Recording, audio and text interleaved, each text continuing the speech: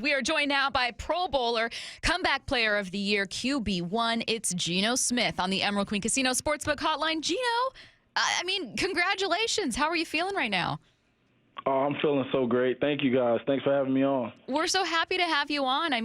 My first question for you, and Bump's got a lot of really good football questions, and we're going to get to a lot of it, but I have to imagine, Geno, you've answered this question a million times, but I got to hear it from you.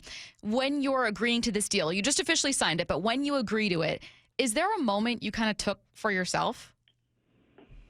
Honestly, no. On to the next.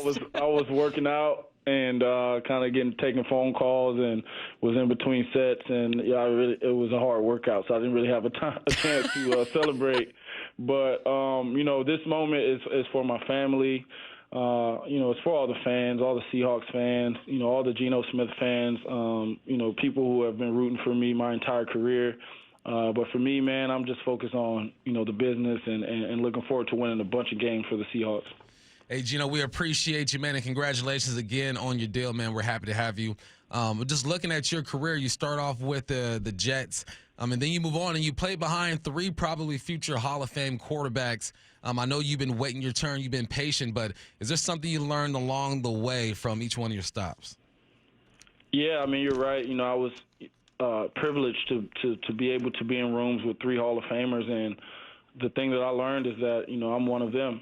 I was able to play alongside some great players, and, I never felt like they did things that I couldn't do. And so that allowed me to have confidence in myself throughout this entire time. And I also would lend, any knowledge that I had. I would be a sponge as well as, I would learn, but I would also try and help those guys and help them see the game the way that I did. And maybe, some of those things would help them and help their game. And so just being a consummate professional, being a great teammate, just lending, every bit of, confidence that I have and giving it to the starter allowed me to, once I became a starter, just, kind of go out there and just play freely. Was there ever a moment, because obviously you believed in yourself, you never thought you weren't good enough, and you had good reason to think that, but was there ever a moment where either you're talking to your wife, maybe your family, or even John Schneider, and did you ever hit a low point where you thought, like, what if it doesn't happen? No, man. I've never had a low point, and I know that people kind of try to look at it and create this narrative, but, man, I've been in the NFL for 10 years, and, my family's been good for 10 years, and, the key, for me is to always take care of your family and always, be that rock for my family. And so that's what I've been doing. Back home in my community in South Florida, we do so many things in the community and help so many people, and that's what it's about for me. The football side of it is fun, and it's something that I enjoy doing, but I know that life's much bigger than that, and so I would never put myself in a box and just say, hey, I'm just a football player, because I have so much more to offer, and so I wouldn't let those things get to me or make me think lesser of myself. Yeah. Hey, Geno, there's probably about 3 to 4 seasons in between you getting your start and playing a full game, but then Russell goes down with a finger injury, and you come in and lead the team and almost lead a game-winning drive. And then you play 4 games, 68% completion rate, 702 yards, 5 touchdowns, 1 interception. What did that span of games do for you mentally, and just proving to yourself or anybody, just getting out there and just saying, look, man, I still got this. I can move the ball down the field? Yeah, I was, I remember that night, that Thursday night, and when Russ got hurt, and to be honest, he didn't want to come out that game. He kept going back in, and I kind of had to tell him, like, hey, man, it's kind of my time. I got to go out here right now. I kind of felt it in my spirit just the entire year that, something was going to happen. And so when I got that opportunity, I just wanted to go out there and play ball, just having an opportunity to play with these guys and be out there competing with my teammates is something that I truly enjoy. But, I had done well in preseasons before. That gave me confidence. And then obviously, playing a 3-game stretch, we were 1-2, and winning is what matters the most. But I felt good out there, and so I knew that, I could improve and get better. And I still feel that way. And so as long as I continue to improve, I think the sky's the limit. I'm only 32. I got another 10 to 12 years in this league, and, I'm going to get better every single year. Hey, Geno, you had the line of the year in the NFL in week 1. And I got to tell you, I mean, it was replaying. You were the Twitter header photo for NFL, like their official Twitter account. I mean, it was like everyone's favorite quote. Everyone was talking about it because it just spoke to so many people. I need you to be honest. Did it just go off script, like it just came to you, or did you prepare it? Did you get it ready? That was completely just off the brain. What? Like, the question kind of caught me off guard. She asked me, like, what do you say to the people that wrote you off? And I was, like, kind of taken aback because I didn't really know what to say, and I just kind of flipped it. And it turned out to be a great thing. Everyone loved it, so that was cool. You know what we say, Bump? Bars. All day. That's what. Bars, man. We appreciate those moments, and me personally, Geno, I think some of your best moments happen after you make a mistake. There's so many times where you've thrown an interception, but then that next drive, you guys go 12 plays, 75 yards, and you're dropping a dime in the process. Is there something you tell yourself or go through after those mistakes when you're on the sideline? How are you able just to bounce back in those moments and keep this team in the game? Yeah, I mean, first of all, you don't want to make those mistakes, right? Like, let's try to eliminate all those. But, we're humans and things happen. And, for me, whenever something negative happens, I just kind of click back into who I am, just knowing who I am. And it makes you focus that much more. It makes you pay attention that much more. And, I think, the guys around me feed off that. They're looking around to see what you do after a mistake. Everyone, the quarterback's going to celebrate, and everyone gets happy when you throw a touchdown. But what do you do when, you make a mistake that could, lose the game for your team? How do you respond and bounce back? And I always want to be an example of resiliency, and so I think that's something that, I want to continue. Obviously eliminate the mistakes, but if something does happen, the guys know that, I'm never going to falter or waver. I'm always going to be the same guy.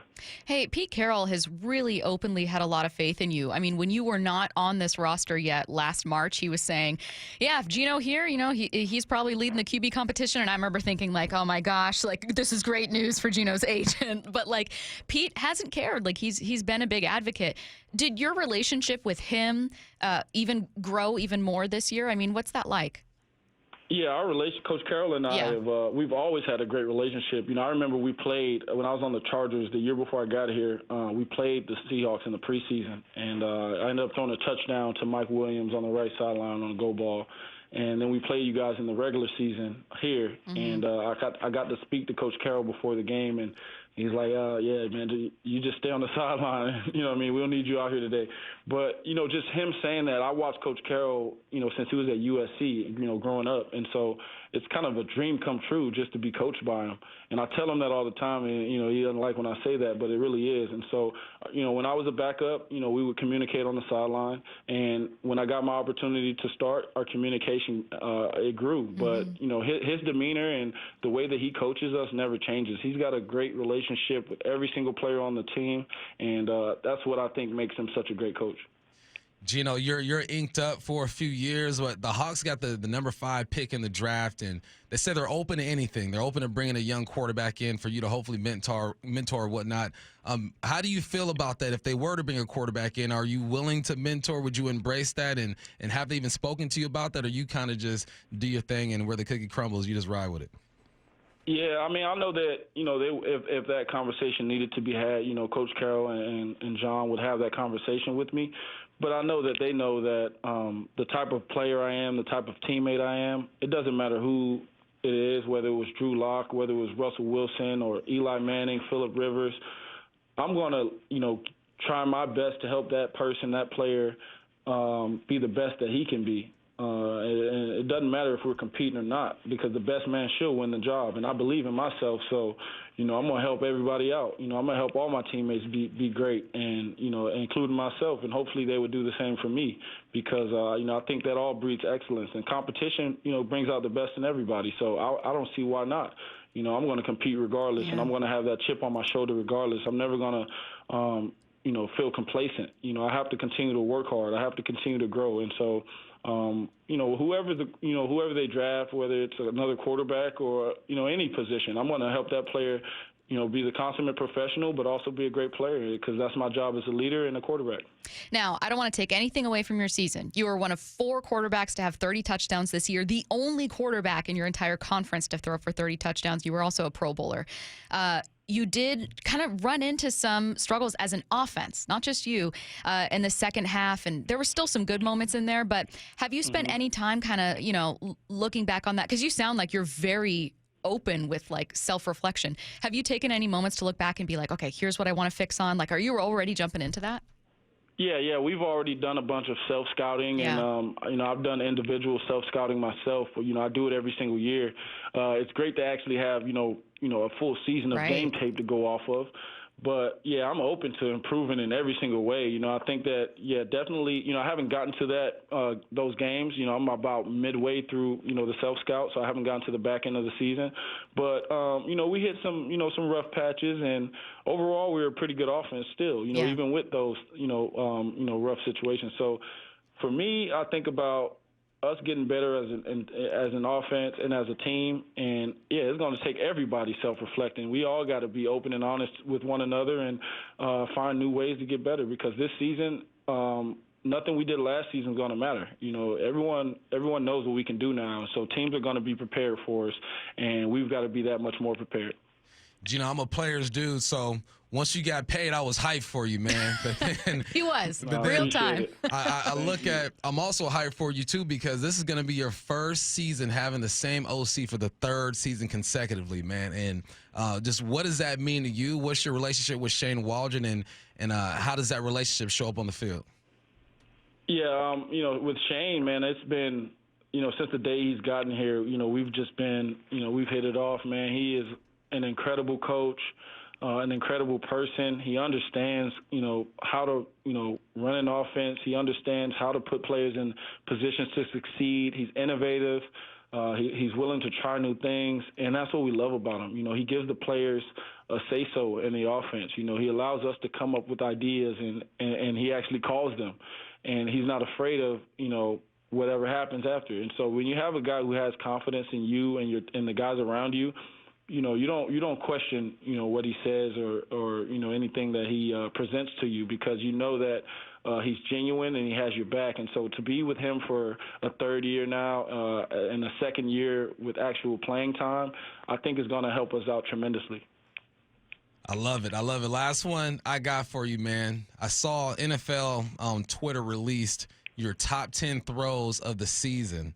And there were two that I really enjoy. One was a game winner, I believe, the DK against the Chargers. But my favorite one was the dime over the top in the back of the end zone to Tyler Lockett against New Orleans. Which one was your favorite throw? I think that one, dude, it's so many of them, honestly. I mean, it's some that weren't even on the top 10. It's hard to say which one, but I would say, like, the coolest one was probably the one to Tyler, just because there's, like, four guys around him in New Orleans. And I would say, the ball was a good ball, but just his concentration to be able to, just run under that ball and still catch it with all those guys falling at his feet and diving at the ball. I thought that was pretty cool and a great moment for us, too. It was early in the season, and it was kind of one of those moments where we said, okay, we can be explosive, and that was a moment for us. See, Geno, you got to get the Seahawks to send over some tape to the NFL and be like, hey, we thought it should be a top 15. Here's a few more plays we'd like to include. Probably top 30. Exactly. 30. All right. Hey, Geno, we are getting nothing but love on the text line right now from listeners. Hey, Geno's my favorite Seahawk now. Geno's so relatable. I love how real he's being. We've really appreciated your time. We know that you're making the rounds. You just had a press conference, but we appreciate, the moment to just kind of take a break and kind of reflect on the season and talk about this moment. It's really resonating with people, and we appreciate it, man. Thank you. Thanks, Geno. And thank you so much. Thanks for having me on, and I look forward to more. All right. Thanks, Geno.